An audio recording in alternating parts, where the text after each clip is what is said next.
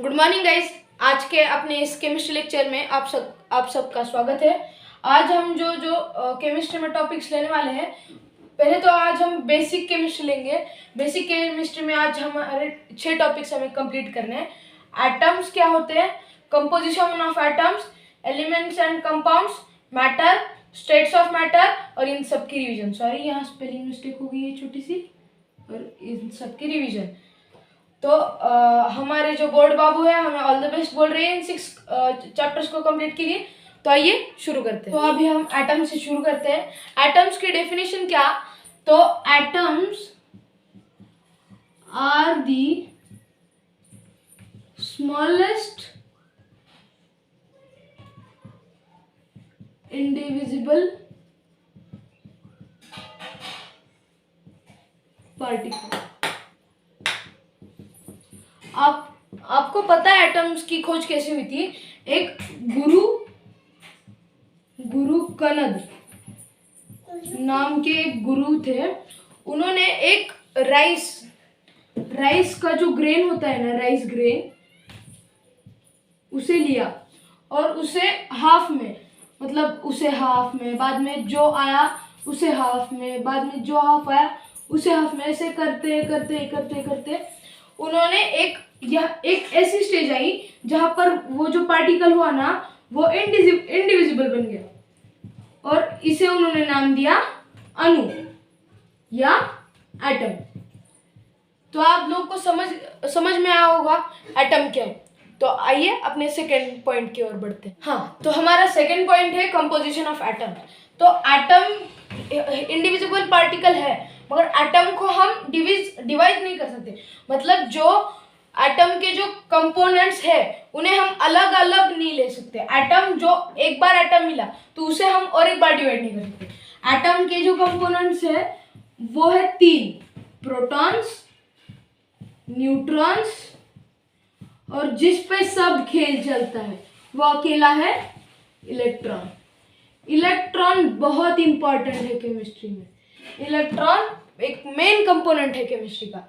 तो ये जो प्रोटॉन्स, न्यूट्रॉन्स और इलेक्ट्रॉन्स है ना, उनका ऐसे कंपोजिशन होता है कि जो प्रोटॉन्स और न्यूट्रॉन्स होते हैं वो दोनों मिलकर एक न्यूक्लियस बनाते हैं। ये है प्रोटॉन्स, ये छोटे हमारे पास यहाँ 5 प्रोटॉन्स है, तो ये 5 न्यूट्रॉन्स, 3 4 5। ऐसे नहीं है कि हर एक न्यूक्लियस में सेम नंबर ऑफ प्रोटॉन्स और सेम नंबर ऑफ न्यूट्रॉन्स होंगे, कभी कभी चेंज भी हो सकता है। मगर जो प्रोटॉन्स और बाहर यहाँ पर रुकिए, हम दूसरा पेन लेते हैं। बाहर यहाँ पर जो ये शेल्स रहते हैं ना, वहां पर जो इलेक्ट्रॉन्स रहते हैं, वो यहाँ सॉरी जो इलेक्ट्रॉन्स रहते हैं ना वो शेल्स में होते हैं, यहाँ पर नहीं, ऑर्बिट वो न्यूक्लियस में नहीं होते। ये हो गए हमारे 5 इलेक्ट्रॉन्स। आपने नोटिस किया जितने प्रोटॉन्स है उतने ही न्यूट्रॉन्स है, इलेक्ट्रॉन्स है। न्यूट्रॉन्स कम भी हो सकते हैं या ज़्यादा भी हो सकते हैं। हम इन्हें लेबल करते हैं। ये है हमारे प्रोटॉन्स, ये न्यूट्रॉन्स, और ये जो बाहर मंडरा रहे हैं जिन्हें कोई काम नहीं है, मतलब बहुत काम है, वो हमारे इलेक्ट्रॉन्स। ये सर्कुलर ऑर्बिट्स दिख रहे हैं ना, उन्हें हम ऑर्बिट्स भी कह सकते हैं या शेल्स भी कह सकते हैं। ठीक है, समझ में आएगा। प्रोटॉन्स के ऊपर ना पॉजिटिव चार्ज होता है और इलेक्ट्रॉन्स के ऊपर निगेटिव चार्ज होता है। न्यूट्रॉन्स के ऊपर कोई चार्ज नहीं होता। रिपीट करता हूँ, न्यूट्रॉन्स के ऊपर कोई चार्ज नहीं होता है। और इलेक्ट्रॉन्स का जितना, अगर इस सेल में 5 माइनस है, इस एटम में +5 है प्रोटॉन्स का चार्ज। हाँ, तो थर्ड पॉइंट है elements and compounds. Elements and compounds तक जाने से पहले हम एक उसके पहले का पॉइंट पढ़ लेते हैं। हमने एटम्स पढ़ा, जब ये एक एटम, ये 2 एटम, जब 2 या उससे ज़्यादा 3, 2, मतलब 2 से ज़्यादा एटम्स एक साथ आते हैं ना, उसे हम मॉलिक्यूल कहते हैं। मॉलिक्यूल, और इस मॉलिक्यूल में ना सेम काइंड ऑफ एटम्स होते हैं। ऐसा नहीं है, मॉलिक्यूल में सेम काइंड मतलब ये हाइड्रोजन हो सकता है, ये हाइड्रोजन हो सकता है, और ये ऑक्सीजन भी हो सकता है। ये कौन सा मॉलिक्यूल हो गया? H2O, मतलब वाटर।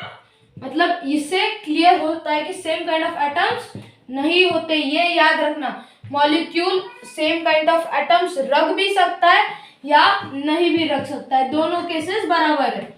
आगे एटम से मॉलिक्यूल बना। अब मॉलिक्यूल जब एक साथ आते हैं तब एक तो एलिमेंट्स बनते हैं, नहीं तो कंपाउंड्स बनते हैं। मतलब एक ही डिफरेंस, माइनर डिफरेंस। जब molecules same kind of atoms लेकर, सेम काइंड ऑफ एटम्स मतलब अगर हमने ऑक्सीजन लिया और ऑक्सीजन का मॉलिक्यूल बनाया O2, और O2 से एक एलिमेंट बना, लीजिए ऑक्सीजन गैस बनी, तो ये हो गया एलिमेंट, क्योंकि ऑक्सीजन गैस में सिर्फ एक ही काइंड का एटम है। समझ में? सिर्फ ऑक्सीजन एटम है, सिर्फ ऑक्सीजन एटम। और कंपाउंड का सिर्फ थोड़ा सा चेंज। कंपाउंड में क्या होता है? कंपाउंड जब हम देखने जाते हैं, अगर हमने लिया वाटर का कंपाउंड, वाटर के कंपाउंड में क्या? हाइड्रोजन भी होता है और ऑक्सीजन भी होता है। तो ये मिलाकर बनाता है H2O, ये एक मॉलिक्यूल है। और ये जब मॉलिक्यूल्स एक साथ आते हैं तो इनसे बनता है कंपाउंड। किसका? वाटर का। डन? समझ में आ गया? चलिए 4th पॉइंट की ओर बढ़ते हैं। हाँ, तो ये है हमारा 4th पॉइंट, मैटर। आप सबने मैटर शब्द सुना हो, हाँ भाई बोलते रह क्या मैटर, मगर ये मैटर वो मैटर नहीं है। ये जो मैटर है ना, वो हर जगह मिलता है, हमारे आसपास, everywhere it is present.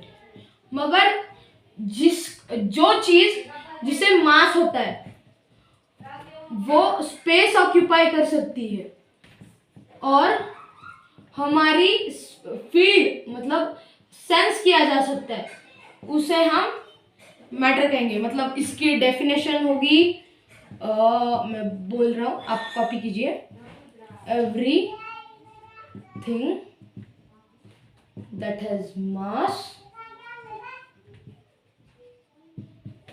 occupies space and can be perceived by our senses is called matter। इतना आसान? हर एक चीज मैटर है, तो मतलब हर एक चीज, मतलब ऐसे कोई एक्सेप्शन ही नहीं हो सकता कि जो मैटर नहीं है। तो हो सकता है आपने कभी आग या फायर बोलेंगे हम, इन्हें देखा है? उसमें आग में किसी का, फायर में किसी का हाथ या कुछ हैंड जाते देखा है क्या? वो आराम से जा सकता है, बाहर भी आता है। वो जो स्पेस तो कुछ ऑक्यूपाई नहीं करती है, बाजू में भी नहीं हटती है। अगर ऐसी आग है और आग में हमने हाथ डाला, तो ऐसा है कि वो आग बाजू में हट जाती है, उतने स्पेस वो आग गायब ही हो जाती है, हमने हाथ डाला तो। एम आई राइट? तो और फायर का आप एक आधे वेइंग मशीन पर रख के देखो, कितना भी फायर जलाओ, पहले जो अपना वुड पार्टिकल्स है ना, उनका वेट करना, या जिसे भी आप आग लगा रहे हो उनका वेट करना, उसे आग लगाना, और बाद में जो मिलेगा ना उससे वेट कम ही होगा, ज्यादा तो नहीं मिलेगा। और आग लगाते समय, नहीं तो ऐश का वेट करोगे। जो ये है हमारा आग जलते समय, उसका वेट किया ना तो सेम नहीं तो थोड़ा सा कम, क्योंकि कार्बन बर्न होने के बाद, थोड़े से रिएक्शंस होने के बाद कम हो सकता है वेट, मगर बढ़ेगा नहीं। मतलब फायर को वेट नहीं है, मतलब मास भी नहीं है। तो मास नहीं है, एवरीथिंग दैट हैज मास, इसमें ही गया occupy space, perceived by our senses. आग लगने के बाद चटका बैठता है ना। हाँ, तो ये है हमारा 5th point, states of matter. I am sorry, मगर पिछले पॉइंट में बताना भूल गया कि ये जो मैटर होता है ना, वो भी किससे बना होता है? तो एटम का, कंपोज्ड ऑफ एटम्स। ऐसी कोई चीज नहीं है, कोई चीज इस दुनिया में जो एटम से नहीं बनी है। हमारी बॉडी भी, ह्यूमन बॉडी, हर एक चीज, सेल्स भी, जो हमारी बॉडी में सेल्स होते हैं ना, वो भी मिलियंस ऑफ एटम्स से बने होते हैं, मिलियंस ऑफ एटम्स। तो ये हो गई हमारे पिछले पॉइंट की बात। बढ़ते हैं इस पॉइंट पर।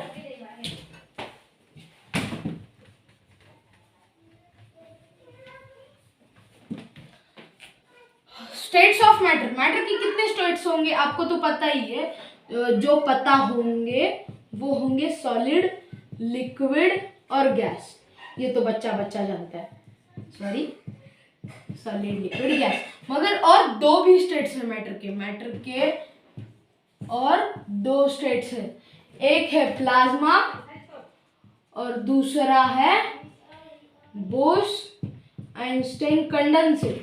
इसका कुछ नहीं है, ये लिक्विड और गैस के बीच में कहीं तो फॉल करता है, इसे छोड़ दो। और बोस आइंस्टाइन कंडेंसेट है ना, वो थोड़ा इंटरेस्टिंग है। वो सॉलिड से भी पहले, आपको ये तो पता ही होगा कि सॉलिड्स, इनकम्प्रेसिबल वगैरह वगैरह कुछ तो होते हैं ना, आपको पता ही है, डायग्राम बचपन में भी देखी है। मगर जो सॉलिड से भी, सॉलिड के यहाँ ये जो बीच में स्पेसेस दिख रहे हैं देखो, ये भी जिस चीज में नहीं होते ना, वो होता है बोस आइंस्टाइन कंडेंसेट।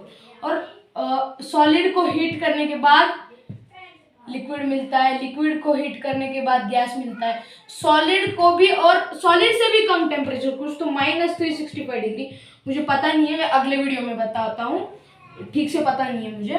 कुछ तो इसी के आसपास, कुछ तो प्लस या कुछ तो माइनस, ऐसे इस टेम्परेचर के आसपास Bose Einstein condensate, Einstein condensate, ये स्टेट मिलता है।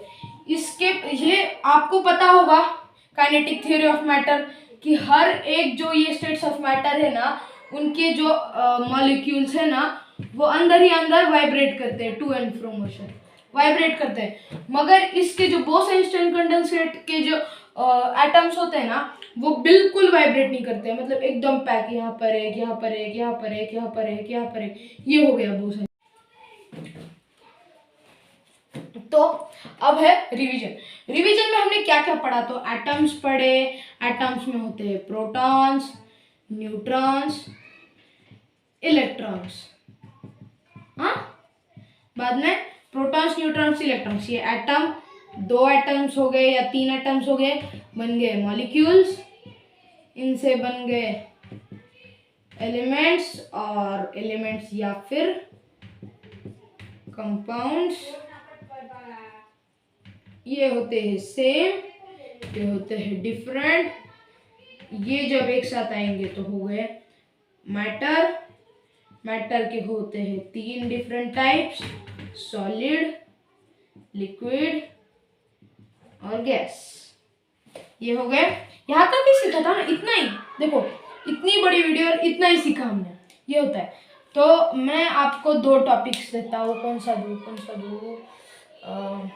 हाँ, एक तो ये लीजिए, चेंजेस, या फिर बायोलॉजी का कुछ तो इंट्रो। ये दो टॉपिक्स है। ये चेंजेस केमिस्ट्री का ही है ना, फिजिकल चेंजेस या केमिकल चेंजेस, ये केमिस्ट्री या बायो। अगले वीडियो में ये दो टॉपिक्स है, ये पहला और ये दूसरा। इन दोनों में से आपको क्या चाहिए वो आप कमेंट करके बताना। ये सब समझ गया?